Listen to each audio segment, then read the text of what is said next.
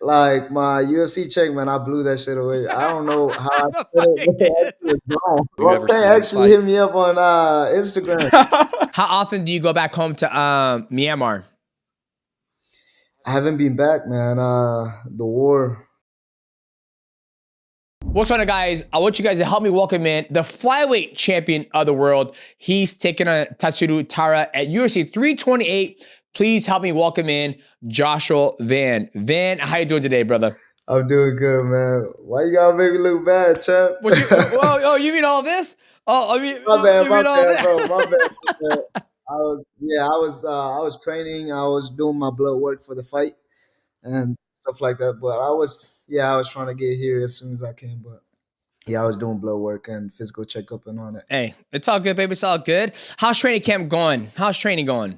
Man, training is great, man. Shout out to my training partner, Money, Dakota Hope, and Paris Moran, man. You know what I mean? They gave me a right now, so it's good. That's what's up. That's what's up. Talk. So when I first saw you fight, I was like, okay, this guy's got fast hands. Blitz and fast hands, actually. Like the way you approach the fight is you kind of go in, and I feel like you take the first round off. And what I mean by that is that you kind of adjust to see how far they're going to be outside the void, how close they can get to you. I feel like you're trying to find your rage. Maybe at the 3-minute mark, the 4-minute mark, you're like, okay, I can start. Okay, he ain't got no heat. I'm gonna start letting my hands go. And then after that, I feel like you kind of got the rhythm of your opponent. Is that kind of fair to say? I know there's more to it, but as a spectator, from all the skill that I have, when I sit there and watch you, I'm like, okay, you kind of grab your pants like Dustin Poirier too. I don't know if you noticed that. That's kind of a little tick you do. You grab your pants and you get closer, you weight yourself in, and then you start to let your hands go. Yes, sir, man. I like to be sure, when I go on attack mode.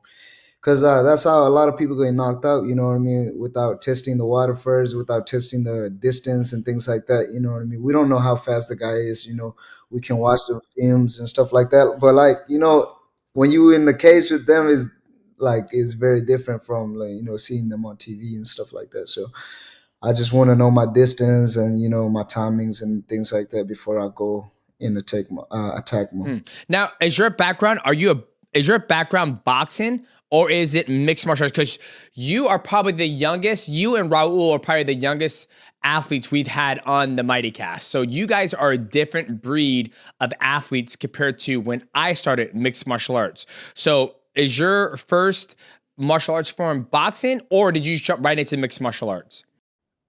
Yeah, I just right into MMA. Yeah. So you learned everything in its entirety, right? You didn't like. Did you take me back? Were you playing soccer, football, basketball? What was your childhood like? Take me to the beginning, Josh. Take me to the beginning. When I first got here, man, I always want to be a pastor, a preacher and things like that. But then we got around.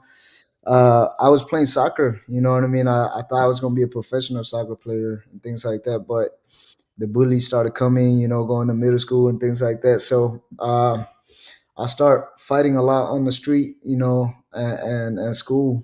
And, in the process of that, I just kind of enjoying fighting in general, because I don't know how to speak English and things like that.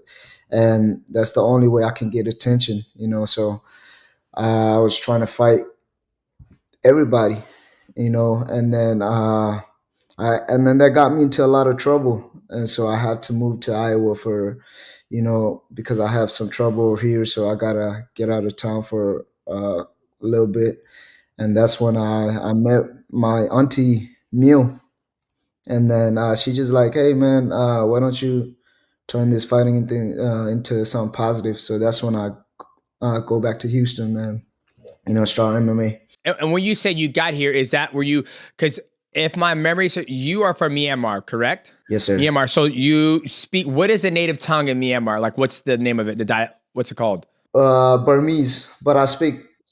Yeah, but I speak Chin. I live in Chin State, so we speak Chin. Okay. And then what age did you get here in America? I got here when I was 12. 12. Okay, damn. So you pretty much had your childhood all over in Myanmar. Okay. The only other Yeah, athlete I know that's from Myanmar is Allah Sang. yeah. He's a dope guy, man. He's amazing. So have you fought? So have you ever fought in Japan yet or no? No. Okay, they have a huge Burmese Mm, following out there. Big crowd. Because when he fought there in Japan at the Rio Goku Stadium, the place was when he came out. All the Burmese fans, all the flags within the crowd. So I'm sure one day they'll probably have you fight out there in Japan because it's a huge fan base out there. yeah, I need that, man. That's crazy. So you want to be a passer, but you played soccer and then the bullies came, and then you went straight into mixed martial arts. So you're already comfortable with the hands, but you just went into MMA. Like, did you gravitate more to the boxing side? You know, the one criticism I always say when I watch you fight, I was like, man, I just want to see Joshua Van just pop, pop, pop, pop, pop, boom, blast a fucking double leg, or boom, he grabbed me. I'm throwing Uchimata, and I'm a fireman carry this motherfucker. But it seems like if I was to show my kids your style, like they're like, oh, he's a boxer, because my kids have done some martial arts, and they're like, oh, he's a boxer, and that's what made me think that your skill set is more of a boxer instead of a mixed martial artist. So that's why I was kind of curious. Did you come to the game as a boxer, then you transition and learn how to do takedown defense, but you came in as an MMA artist? Yeah, I used to kick a lot more when I was, when I was starting fighting, Mm. but as I think was in my second pro fight, that's when I started going to a boxing gym, and then I just fall in love with the boxing. So Mm. that's changing my style, and I feel like kicking, man. A lot of people want to take me down anyway, so it's like, when you kick higher than the waist up, Yep. or the wrestler, they just catch it and try and take you down, things like that. So I kind of like, because my style is going forward and not getting taken downs and things like that. So the kicking don't really help my style. Mm. So yeah, I just fall in love with boxing. Okay, that makes sense. Yeah, it kind of depending on our opponent too. If I'm fighting like a kicker, you know what I mean. I need to be in like a range for me to punch, right? Because if I stay far with like a kicker, and I'll probably just get knocked out. You know what I mean, and things like that. So it depends on who I fight. But for sure, I think I'm gonna start kicking a lot more because we've been working on a lot of new stuff Mhm, for sure. mhm. Well, you're so fucking young. You're 21, correct? 24 now. 24 now. 24. That's still young. I didn't get into the UFC till I was 26, 27. What's it like, you know, being 24 years old, world champion, the checks are coming in, you probably got your first, six-figure check. You look at it like, God damn. Okay. What's going through your mind when you're getting all this money at 24 years old? You're paying your taxes, right? Yeah, for sure, man. I got somebody for that. Thank God. But yeah, the first three check, like my UFC check, man, I blew that shit away. I don't know how I spent it, but that shit was gone. That shit was gone, man. But yeah, now you know what I mean. I'm focusing on like investment and things like that. So I got my coaches that are getting on my ass and stuff like that. So it's good. That's good. So what did you do with it when you got the? So the first check you blew it. You don't know what you blew it on, huh? The first check, how much, you can't imagine how much, but then that was the first time I have that much money. So you know what I mean. Come Monday, it hit your bank. Mm-hmm. I was like, fuck yeah, I'm rich. So I was buying everything and anything I could find. And then I walk back into the gym the next week, and coach is like, "You still got your money, right?"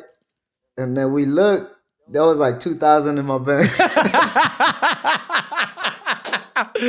Oh I fuck. know, man. The second fight, he was like, "All right, get better now." You know what I mean? Mm-hmm. And then the second fight, same thing. Damn. And then he was like, "You still got to pay tax, right?" And then that's when it hit me. And then Mm. thank God I got a short notice. I think was it 2 weeks notice or something. And then I fought around January, Mm-hmm.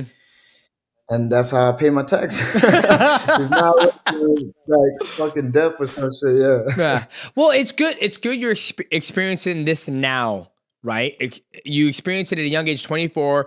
That way you don't end up like fucking Floyd Mayweather, where he's 45 and he's made $1 billion in just fight purses. Not sponsorships, anything like that, but $1 billion. And the man is, he owes money to the IRS, right? So it's better you experience it now at a young age instead of the tail end of your career when you're like, 35 or 38 years old and you're like, damn, I don't want to fight anymore. But I'll give you this one advice. Make sure you watching your team, what they're doing with your money. If they say, hey, give me this money, I'll invest in it. Like, no, no, no, no. Send me the logistics of it. I want to know what you're investing in. I want to know X, Y, and Z, because sometimes you hear a lot of the athletes, Mike Tyson, he speaks about how the people he trusted were robbing him as well. Yes, sir, man. I keep my circle small, man. The coaches, yeah, they really get on my ass about this thing. So, you know what I mean. I have people I can trust around my circle, so it's just amazing. Yeah. Yeah. Yeah, let's talk about that fight with Tara. I like this fight. It's almost when I first saw this fight, I was like, ooh, I kind of like this because Tara's kind of a new up and comer guy, great grappler. Where I feel like he is. I feel like Tara is going to get you, if you're able to get past Tara, it gives you a chance to prepare for a guy like Alex Pantoja, someone who's like, he's going to be looking to take, I mean, there's no secret, he's going to be looking to take you down, and then he's going to try to get on your back, put the body triangle in, look for the choke. You're going to be doing the old school. It's like Tito Ortiz versus Chuck Liddell, 2026. You're going to be looking to sprawl and bop, bop, bop, bop, and throw your quick hands and look for that shot. But what is the most thing you're excited about with this fight? Because it's almost like the next generation of flyweights. If you ask me, you're 24. I believe he's in his 20s as well. Then you have, Manel Kopp. You have Alex Pantoja, Brandon Moreno. Brandon Moreno just got beat by Loner. Kavanaugh, I think is how you pronounce his name. Loner is a younger generation. I feel like you guys are this newer generation of the young bucks coming up, where you still have the older generation, and then my black ass is, I'm dust. I'm dust. I'm dark. You didn't even know who the fuck I was. But talk to me what you're excited about with this fight with Tara. Man, I'm very, very excited for this one because we were supposed to fight one time. When we both were just starting in the UFC, and you know, uh, some of his opponent or my opponent fell off or something, and they end up giving him the main event, and then my guy ended up pulling out and stuff like that. So that's how the fight fell off. But you know what I mean.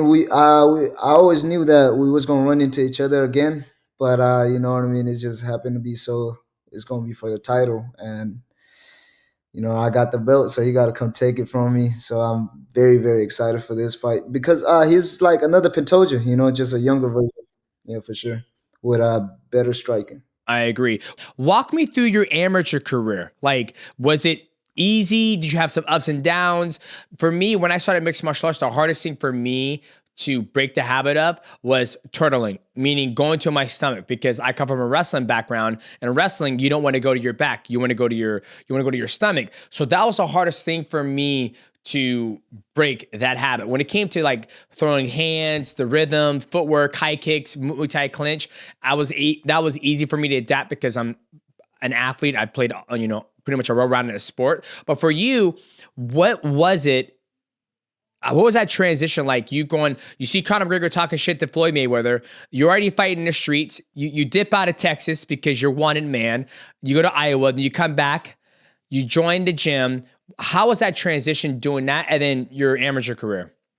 Well, I started at like a smaller gym before I got to forearms, and the coaches were good, striking wise, but they didn't have no ground, and where we was training at was in the garage. You know what I mean? So I didn't know no ground, but we didn't need it at the amateur level. We was just knocking people left and right and things like that. So I was amateur for 6 months, and I had four fight, and I got the belt, and then I was like, let me go to pro straight up, and then I went to pro the next year. You know what I mean? And then my first two fight, they were easy. And then my third fight, that's when I fought a wrestler, and then I was like, that's when I know. And then oh no, after my second fight, the gym closed down. and so I have to train myself for like 3 or 4 fight, and then you know what I mean. I fought a wrestler, and then that's how I know I gotta level up my game and things like that. And then after that loss, I was training myself. I went to boxing gym and the MMA. Like I just watched YouTube and things like that. So, but then when they offer me this guy named Paris Moran, he's my teammate now actually. But at that time we was from different gym. When they offered me him, he was like one of the number one guy in the state of Texas and things like that. So I knew that I have to be in the real gym. So I walk into 4 ounce fight club, and Daniel welcomed me with an open arms, and that's how I started with 4 ounce. And then when you're doing that fight, so you're doing the regional pro circuit in Texas, right? And then you were a champion before you got into UFC. What circuit was that?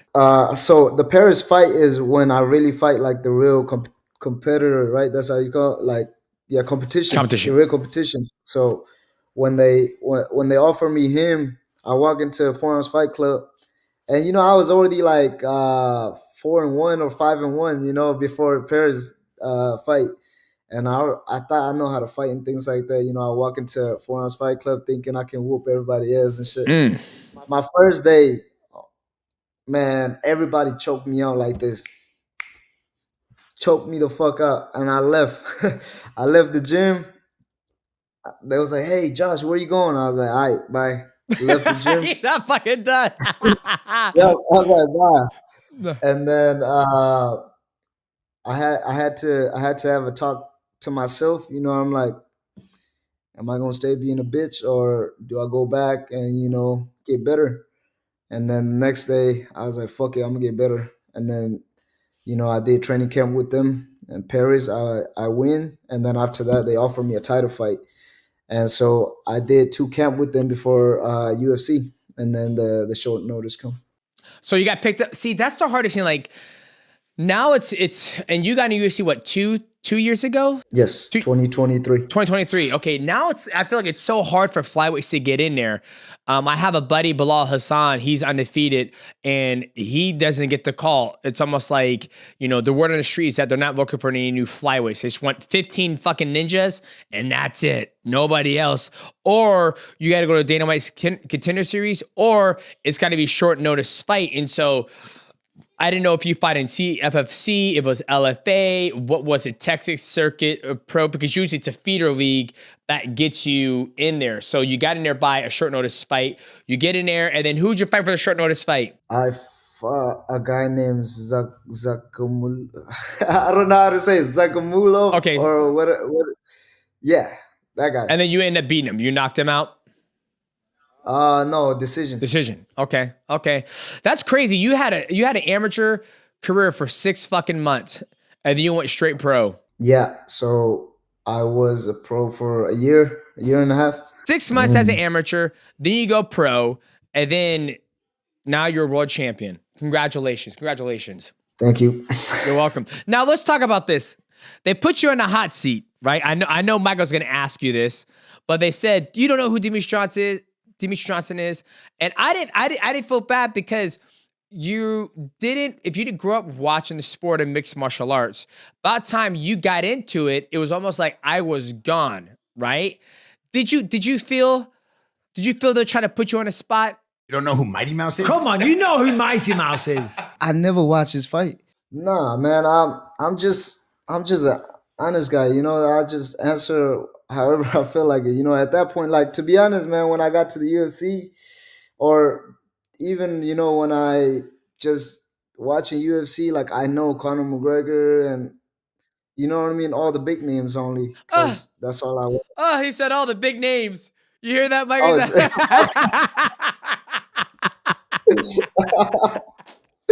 but I yeah. fucking love it. But the first time I see your videos is when you knock out that Brazilian guy. I don't know his name, but Adrian with a Rice. flying knee. Yep. Yeah, yeah, yeah. Your video was everywhere, and that was the first video I saw of you. That's what's up. That's what's up. I loved it because I felt like everybody was like, "Oh man," but I'm like, you guys understand if he did. if you didn't grow up watching mixed martial arts, well, you did, but by the time you say it was only the big names, but it's almost like if people don't go back and watch the history, right? If I was to ask you, oh man, have you ever seen Krokop or Fedor Emelianenko and those guys? You'd be like, no. Some people might bat an eye, like, I can't believe he doesn't know who Fedor is or Krokop. I was like, dude, it's before his time, way before his time. And it's not even, our weight class, right? It's like, for me, I didn't grow up watching Takanori Gomi. I grew up watching the heavyweights fight, Andre Arlovsky. And so for you, I didn't feel slighted a bit, if that makes sense. I felt like people felt like you were trying to disrespect me, but I didn't feel like it. It was like, you guys got to think about what he was watching growing up, if that makes sense. So that's why I wanted to ask, like, what got you into the UFC? What got you into mixed martial arts, right? There's always an emphasis, there's always an origin story of that person who got you into it, if that makes sense. Now, does the person you watch Conor McGregor, do you go through and watch the whole entire catalog or the library? Probably not. How often do you go back home to Myanmar? I haven't been back, man. The war, you know what I mean. That shit kind of hold me back a little bit. Mm, there's a So yeah, there's a war going over there right now. yeah, like civil war, the government and the militaries and things like that. So Mm, it's a mess right now. okay. I didn't know that. I think the last time I remember on Law was talking about something was going on over there, but this was a Yeah, while back. I didn't know if it was still going on. So damn, that's it's unfortunate. been yeah, it's been going for since forever. You know what I mean? And now it just get worse because they start killing people and things like that. So you know what I mean? It just and it's crazy because a lot of people don't know about Myanmar, and you know what I mean. That's what one of my goals is too. You know what I mean? To let the world know what Myanmar is and things like that. You know, when I first got to the UFC and I asked the UFC for them to let me carry my flag, like they don't know Myanmar was a country. You know what I mean? So I have to win a couple fight, and after Cody Durden fight, that's when they let me carry my flag. I love that you're trying to show the world that where Myanmar is. Have you ever done Yeah. any interviews in the native tongue? Yeah. Well, like I said, I speak Chin. So, Burmese is my second language. You know what I mean? So, it's kind of hard, but my mom is very like fluent Burmese. You know what I mean? So she grew up in Myanmar and stuff like that with the Burmese people and things like that. So she is very fluent. But you know what I mean? I'm still having a hard time speaking Burmese, but I speak my tongue, Chin Haka. Ching. And is your dad, is he Chin. Ching? Yeah, Okay. he from yeah. He's from where you cut out? So he from Chin. So Chin is like a state in Myanmar. Okay. So Chin state. Yeah. So every state literally have their own language. You know what I mean? Kind of things like that. So yeah, It's fucking fascinating when you hear that. It's like, I yeah, know in Brazil, if you're up here, they speak it. It's all Portuguese, but it's a different type of slang. yeah. Because it's crazy. Because on stage and my stage is like closed, but we our language is completely different and things like that. Yeah, yeah. So Myanmar have a lot of languages and shit like that. I love it. I love it. Okay, okay. Well, I'm not gonna take too much of your time, champ. I'm gonna let my man Michael get in here. The producer, Michael, what you got for the champ, Joshua? And please tell me correctly. Is it Van or Vaughn? Vaughn, So it is but a Vaughn. lot of people call me You see, Van. I was fucking upstairs, and my wife, I always talk to my wife, like, she goes, "Oh, who you talking to today, babe?" And I was, his name's Joshua Vaughn. And she goes, but it's spelt Van. I was like, I think it's Vaughn. But so the whole time I've been Yeah, calling you Joshua Van when it was Joshua Vaughn. And I think I've done some fucking breakdowns where I'm like, Joshua Vaughn. no, And I think the producer yeah. might have, I'm not throwing him under the bus, might have said, no, I think it's Van, DJ. And I'm like, God damn it. So, Michael, what you got for Joshua Vaughn? No, DJ, you're 100% right. You're not throwing me under the bus. I corrected DJ. He said Vaughn at first, and I said Van. So DJ is actually right about that. Tomato, tomato, man. It's you know what I mean. It's English and my language, so it's like yeah, Vaughn. Everyone, no excuses now. Joshua Vaughn. Michael, do you got anything left for the champ before we let him go? Yeah, so I know you caught a lot of flack for not knowing who Demetrius Johnson was. Now you properly got to meet him. You know who he is. But one thing I was wondering though, have you ever seen his mighty whiz bar highlight? Mighty what? Okay, so I was hoping that'd be your answer. Let's together we're gonna Mighty Wizard. together we're gonna watch it right now, Yeah, and you could tell me your thoughts. let's do it.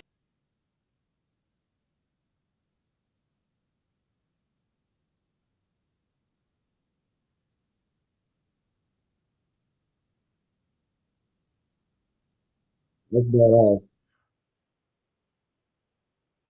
You ain't got to lie, Van. You ain't got to lie, Vaughn. You be like, his ass when it got me in that. Look, you know what? If I pull this off,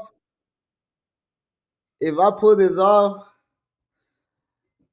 you gotta take me out to dinner or something, Oh, man. absolutely, absolutely. I'll take I you. bet. I'll take you out to dinner. I pull this off. Hey, ask your I'm gonna try at least. yeah, ask your coach because he tried it one time, like when he was still Yeah. fighting. He tried it and he threw the guy up and he almost had it, and he was damn it, almost pulled it off. But if you pull that off, even if you don't pull it off, you are always in California with Bear. I was going to come. They asked me to come out when you were out there last time, but I was actually in Montreal filming content. But I would love to get in there and move around with you to see how Do you it. move. Your hands are quick. Sure. You know, my old ass, I'm not coming back to the sport, but I always love training with the newer generation just to feel like how you move, how do you kick. Whether you win or lose, I would love to chop it up with you one day, man. Nah, man, I'm down, man. I'm ready to learn from you, man.